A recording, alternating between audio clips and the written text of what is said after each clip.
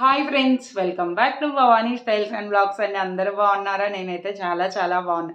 చాలామంది నేను షిరిడీకి వేసుకొని వెళ్ళినప్పుడు ఈ డ్రెస్సెస్ ఒక్కసారి చూపియండి అక్క అన్నారు. మీ అందరి కోసం ఈ డ్రెస్సెస్ అయితే చూపిస్తున్నానండి. ఇవి కాటన్ సెట్స్ అండి.